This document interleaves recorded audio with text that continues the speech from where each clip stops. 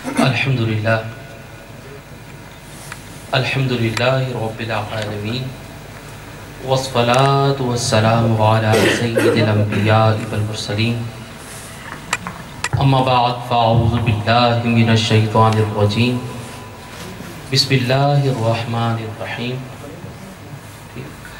شہر رمضان الذی انزل فیہ القرآن صدق اللہ العظیم یا صاحب الجمال و یا سید البشر من وجهك المنیر لقد نور القمر لا يمكن الثناء كما كان حقه بعد از خدا بزرگ تو ای قصہ مختصر ہزار بار بشویم دہنت مشک و گلاب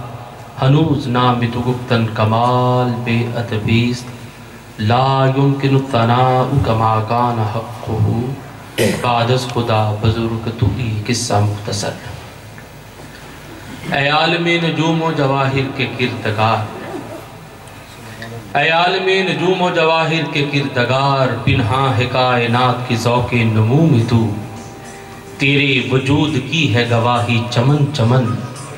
ظاہر کہاں کہاں نہ ہوگا رنگ و بو میں تو اکثر یہ سوچتا ہوں کہ موج نفس کے ساتھ شاہرگ میں گونجتا ہے لہو یا لہو میں تو لامحدود حمد و ثنا بارگاہ خلاق عالم کہ جس رب کائنات نے ہمیں طبقہ حیات میں سب سے اعلیٰ مخلوق میں اور اعلیٰ مخلوق میں سب سے اعلیٰ نبی کی امتی ہونے کی توفیق سے سرفراز فرمایا بے حد درود و سلام نبی رحمت صلی اللہ علیہ وآلہ وسلم کی حضور ناز کہ جس نبی کے امتی ہونے کی خواہش نبی رسول کرتے رہے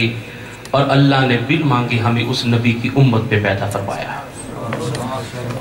حضرات محترم آج کی یہ خوبصورت بزم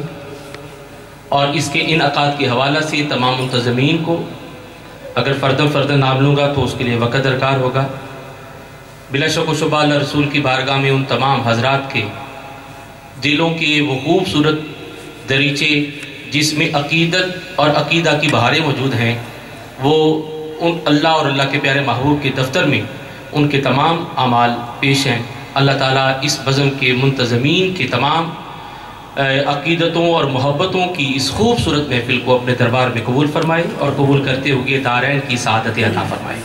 آپ تمامی حضرات جو تشریف لائے خلاق عالم ہم سب کا حاضر ہونا نبی محتشم صلی اللہ علیہ وسلم کا ذکر کرنا اپنے دربار میں قبول فرمائے استقبال ماہ رمضان کے حوالہ سے آج کی اس تقریب کا اہتمام کیا گیا دین کے بنیادی ارکان میں سے ایک رکن ہے رمضان جس طرح نماز حج زکوٰۃ اسی طرح روزہ بھی ایک دین کی ارکان میں سے ایک اہم رکن ہر عمل ہر رکن اپنی جگہ بڑی اہمیت کا حامل نماز ایک ایسا عمل ہے کہ جس جگہ نمازی سجدہ کرتا ہے اس ساجد کے سجدہ کرنے والی جگہ مسجود کے دربار میں اس کے لیے بخش کی دعا کرتی ہے اور یہ حالت سجدہ یہ عجز و انکساری کا ایک خوبصورت پہلو ہے اور اللہ عجز کو بہت پسند فرماتا ہے اور اللہ تبارک و تعالیٰ عجز و انکساری کے ساتھ جبین نیاز جھکانے والے کو اپنی حضور اپنا قرب عطا فرماتا ہے اور نماز پڑھنے والے کے لیے اللہ تعالیٰ کے دربار سے جو انعامات کا اور انوار و تجلیات کا نزول ہوتا ہے الفاظ کی احاطہ میں ممکن نہیں اسی طرح حج و عمرہ کی سعادت کعبۃ اللہ کا طواف کر لیا حدیث رسول اس کے ساتھ کا گناہ معاف محبت کی نظر سے کعبۃ اللہ پر پہلی نظر پڑی جو دعا کی اللہ تعالیٰ فرماتے ہیں قبول کی جاتی ہے بڑی توفیق اور سعادت کی بات ہے اسی طرح زکوٰۃ ایسا عمل ہے اللہ تعالیٰ نے فرمایا کہ جو میرے دیے ہوئے رزق میں سے میری راہ میں خرچ کرتا ہے اللہ تعالیٰ اسے کامیاب اور ہدایت یافتہ ہونے کی سعادت عطا فرماتا ہے تو جس طرح نماز حج زکوٰۃ اپنی جگہ ایک اہمیت رکھتی ہے اسی طرح روزہ بھی بڑی اہمیت کا حامل ہے روزہ ایک ایسی عبادت ہے کہ دیگر عبادتوں کے مقابلہ میں اللہ تعالیٰ نے فرمایا کہ روزہ میرے لیے ہے اور میں ہی اس کا اجر دوں گا حتیٰ کہ دیگر عبادات بھی اللہ تعالیٰ کے لیے ہے عبد اپنے معبود کے حضور جب عابد حاضر ہوتا ہے تو خالصتاً اللہ کی رضا کے لیے حاضر ہوتا ہے لیکن اللہ نے بھی اہتمام روزہ کے بارے میں فرمایا کہ روزہ میرے لیے ہے اور میں ہی اس کی جزا دوں گا۔ اس کی وجہ کیا؟ ایک جملہ عرض کرتے ہوئے آگے چلتے ہیں، اور پہلی شخصیت کو آپ حضرات کے سامنے میں دعوت دوں گا۔ چونکہ نماز کا تعلق ہے، اگر کوئی قیام میں کھڑا ہے، کوئی رکوع کی حالت میں ہے، کوئی سجدہ کی حالت میں ہے، دیکھنے والا دیکھ کر کہتا ہے یہ نمازی ہے۔ کوئی تقسیم کر رہا ہے، رقم تقسیم کر رہا ہے، کوئی کھانا تقسیم کر رہا ہے، تو دیکھنے والا کہے گا یہ سخی ہے، سخاوت کر رہا ہے، زکوٰۃ دے رہا ہے۔ کوئی چادر سفید اوڑے ہوئے کعبۃ اللہ کا طواف کر رہا ہو تو دیکھنے والا کہے گا یہ حاجی ہے، یہ کعبۃ اللہ کا طواف کر رہا ہے۔ لیکن روزہ ایسا عمل ہے کہ جس کے بارے میں اللہ نے فرمایا یہ میرے لیے، میں اس کا اجر دوں گا۔ اس کی وجہ کیا ہے؟ کیونکہ روزے کا تعلق ظاہریہ سے نہیں، اس کا تعلق باطن سے ہے۔ اب کسی نے روزہ رکھا ہو، نہ رکھا ہو، رمضان ہو، تو یہ گمان کیا جاتا ہے کہ یہ روزے کی حالت میں ہے، مسلمان ہے، لیکن اس آدمی کو پتا ہے کہ میں روزہ سے ہوں، یہ روزے سے نہیں۔ روزے کا تعلق باطن سے ہے۔ اب میں اپنی بات کو اس محفل پاک کے اہتمام کے حوالہ سے، اس کے مقصد کے حوالہ سے میں آپ حضرات کے سامنے رکھتے ہوئے آگے بڑھنا چاہوں گا۔ 18-19 گھنٹے کا روزہ ہوگا، موسم بھی ظاہری سی بات ہے اور کام بھی ہے۔ اس عالم میں اگر بھوک کی شدت ہو، پیاس کی شدت ہو، کمرے میں آپ کے علاوہ اور دوسرا کوئی نہ ہو، یا آپ شاور لیں، دوسرا کوئی موجود نہیں، شدت کی پیاس ہے، ایک گھونٹ پانی پی لیں، یا کوئی موجود نہیں، کھانا کھا لیں، نہیں کھاتے، نہیں پیتے۔ کیوں؟ یہ یقین ہوتا ہے کہ اس تنہائی میں بھی کونین کا خالق دیکھ رہا ہے۔ بس یہ وہ عقیدہ ہے جو اللہ تعالیٰ اپنے دربار میں مقبول اور قبول کرتے ہوئے فرماتا ہے کہ روزہ میرے لیے اور میں ہی اس کا اجر دوں گا، اس لیے کہ بندہ براہ راست اس عقیدے کے مرکز پر کھڑا ہوتا ہے کہ ہوں میں بظاہر اکیلا، کھا بھی سکتا ہوں، پی بھی سکتا ہوں، مجھے دیکھ نہیں رہا، لیکن نہیں کھاتا، نہیں پیتا، اس لیے کہ کوئی دیکھے نہ دیکھے، کونین کا خالق تو دیکھ رہا ہے۔ تو روزے کے اہتمام کی وجہ حکم کیوں دیا گیا؟ اس لیے کہ صرف ایک مہینے میں یہ عقیدہ نہیں ہونا چاہیے، ایک مہینے میں یہ نظریہ نہیں ہونا چاہیے، بلکہ سال کے باقی 11 مہینوں میں بھی یہی عقیدہ اور نظریہ ہونا چاہیے۔ کسی کا حق کھاتے ہوئے، کسی پر ظلم کرتے ہوئے، کسی سے زیادتی کرتے ہوئے، یہ اس وقت بھی عقیدہ حاضر ہونا چاہیے کہ کونین کا خالق دیکھ رہا ہے۔ تو دوستان محترم، استقبال رمضان کے حوالے سے آج کی اس تقریب کا اہتمام ہے۔ دعا کرتا ہوں اللہ تعالیٰ رمضان مبارک کی برکتیں سمیٹنے کی توفیق عطا فرمائے، اور جو ہمیں رمضان پیغام دیتا ہے اسے اپنی زندگیوں پر نافذ کرتے ہوئے صرف ایک مہینہ بھی نہیں بلکہ پورے سال میں اپنی زندگیوں پر اسے نافذ کرنے کی توفیق عطا فرمائے۔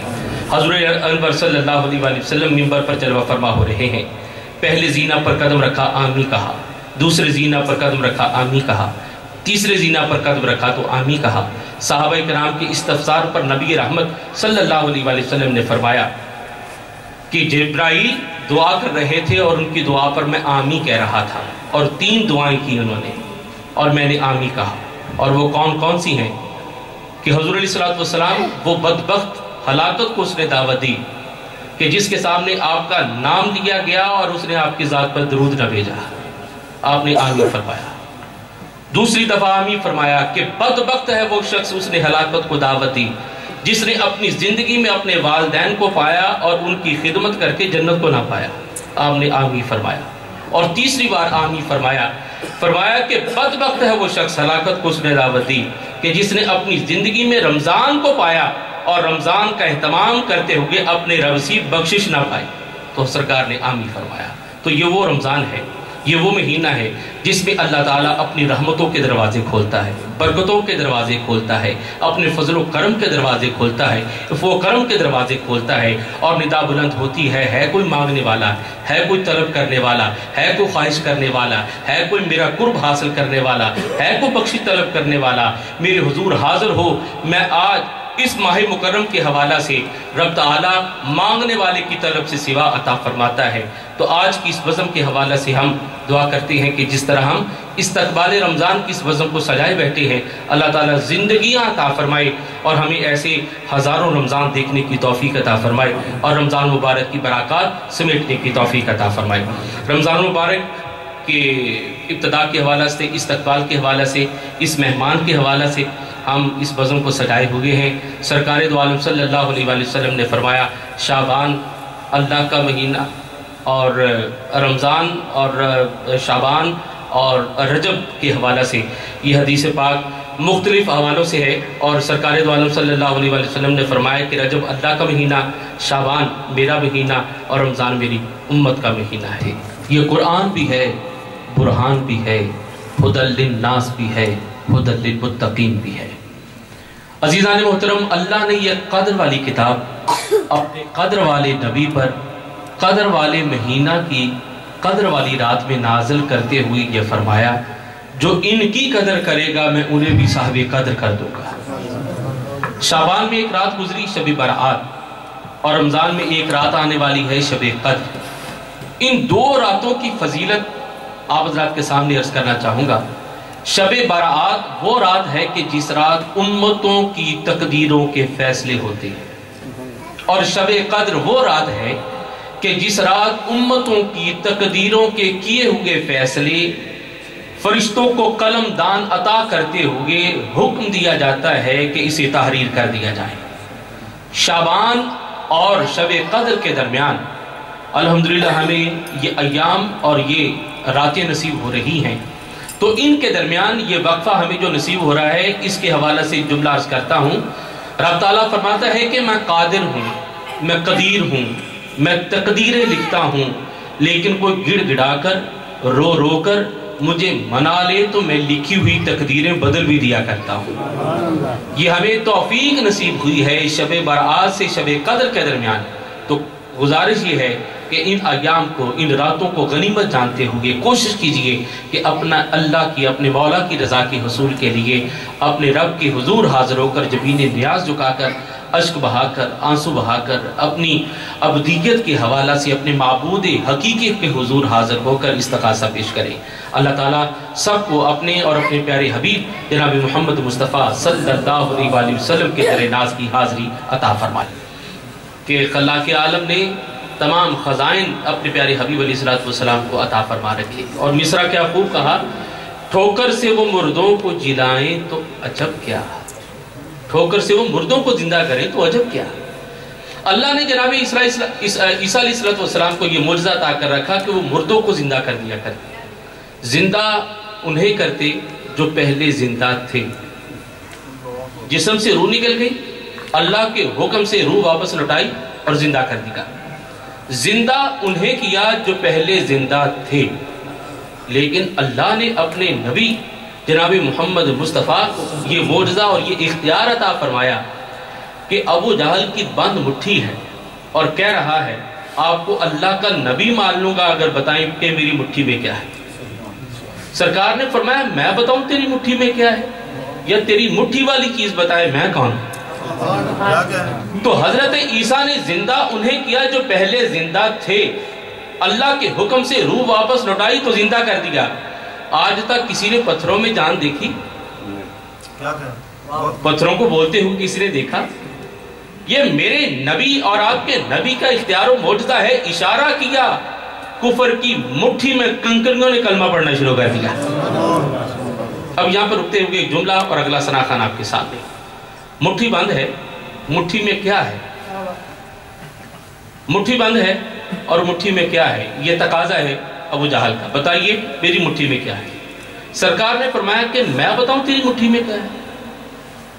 اب نبی کہتے ہیں اس کو ہے جو پردے کے پیچھے کی بات جانتا ہے، اس لیے کہا نبی مان لوں گا بتائیے میری مٹھی میں کیا ہے۔ سرکار نے فرمایا میں بتاؤں کیا ہے، یا تیری مٹھی والی چیز بتائے میں کون ہوں؟ اگر پتھر پتھر ہو کر جانتے ہیں، پتھروں نے کلمہ پڑھ کر بتایا کہ یہ اللہ کا نبی ہے،